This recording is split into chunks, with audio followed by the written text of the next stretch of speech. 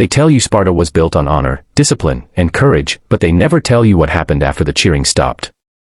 After the dust of battle settled and the shields were stacked, another kind of silence spread across the conquered cities, a silence filled with fear, waiting, and the slow understanding that survival did not always mean mercy.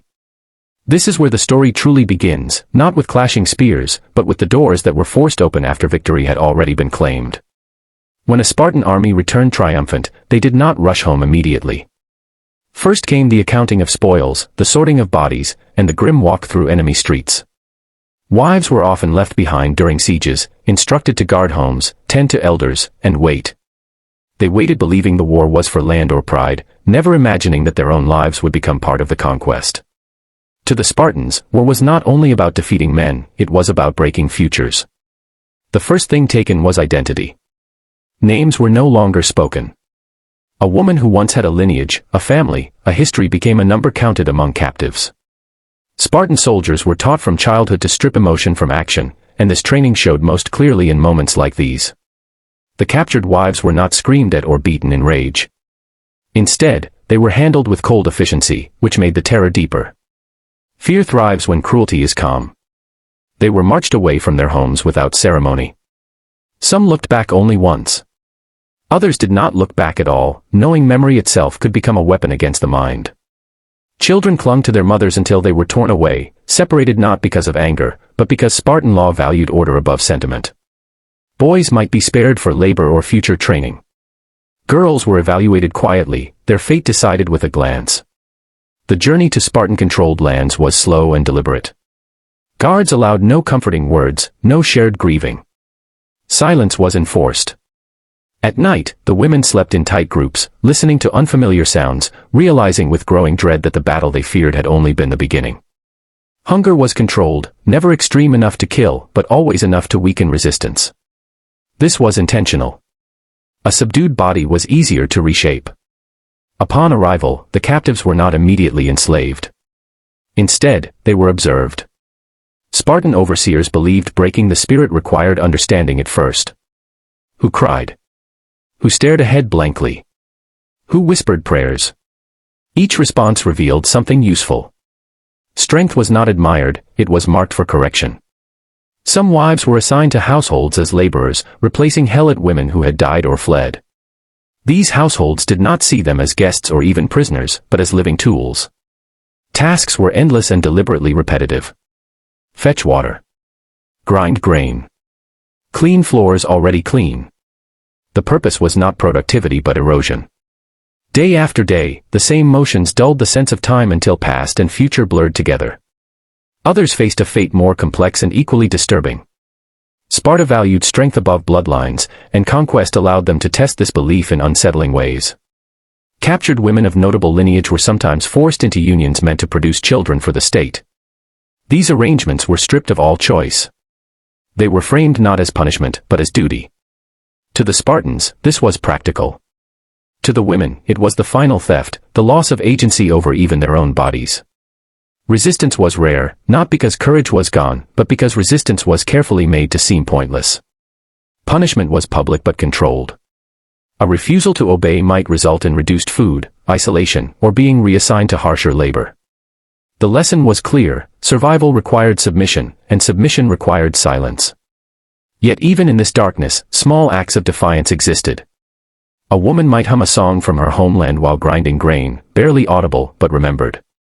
Another might trace symbols in dirt that would be wiped away before nightfall. These acts were meaningless to overseers, but priceless to those who performed them. Memory became rebellion. Spartan women played a role that history rarely examines closely. They were not gentle observers. Raised to believe Spartan dominance was natural and necessary, many saw the captives as proof of victory rather than victims of it. Some treated them with indifference. Others with quiet cruelty. A few, very few, showed moments of humanity, but these moments were dangerous, discouraged by a society that punished softness. As weeks turned into months, the captives changed. Shoulders stooped. Eyes dulled. Voices softened until they barely carried sound. The transformation was not accidental. Sparta believed that fear was temporary, but broken hope was permanent. The wives were no longer seen as wives at all. They were remnants of defeated cities, living reminders that Sparta did not merely win wars, it erased what came before. And still, the worst fate had not yet reached everyone. For some, survival itself would become a longer, more painful sentence than death ever could. Time inside Spartan control did not heal wounds, it deepened them. Once the captives were fully absorbed into the system, their existence became part of a cycle that fed the Spartan way of life.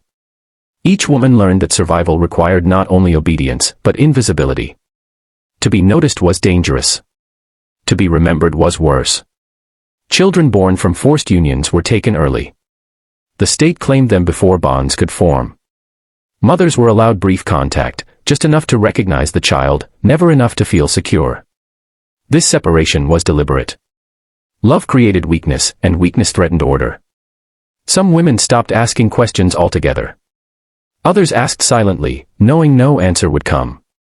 For those assigned to labor, aging was swift. Bodies wore down faster when hope was gone. Injuries were ignored unless they interfered with work. Illness was treated only if recovery was efficient. Death, when it came, was not mourned. The absence of ceremony made it feel as though the person had never truly existed. Occasionally, Spartan officials would inspect the captives, reassessing usefulness. Youth was valued. Strength was tolerated. Old age was inconvenient. Those deemed no longer productive were quietly removed. Where they went was never discussed. Rumors filled the gaps, relocation, abandonment, execution, but certainty was denied. Uncertainty itself was a tool. Yet something unexpected happened in this prolonged captivity. Fear, once sharp and overwhelming, began to change shape. It became dull, familiar. And in that familiarity, something dangerous to Spartan control emerged, emotional numbness. A woman who no longer feared punishment could no longer be fully controlled by it. Some captives began sharing stories at night, barely above a whisper. They spoke of their cities, their families, their lives before conquest. These stories were not plans of rebellion, they were acts of preservation. As long as memory survived, total defeat had not yet occurred. Sparta never intended these women to return home. They were meant to disappear into the machinery of the state, their pasts dissolved, their identities repurposed. And in most cases, this succeeded. Generations passed without names being recorded, without histories being written. Silence did the rest. But the true horror of their fate lies not only in what was done to them, but in how thoroughly it was justified. To the Spartans, cruelty was not cruelty, it was necessity. Compassion was not absent because they were evil, but because they were trained to believe mercy weakened survival. The wives were casualties not of rage, but of ideology. In rare instances, a woman was released years later during diplomatic exchanges. These women returned to cities that barely recognized them. They carried the weight of what they had endured in their posture, their speech, their eyes. Some were welcomed with pity. Others with suspicion. None were ever the same. History remembers Spartan victories in stone and poetry. It remembers kings, battles, formations of shields moving as one. It does not remember the women who vanished after the celebrations ended.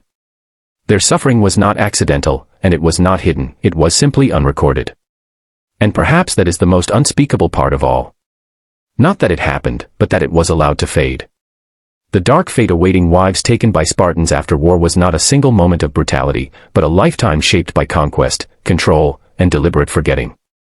Because in Sparta, victory did not end on the battlefield.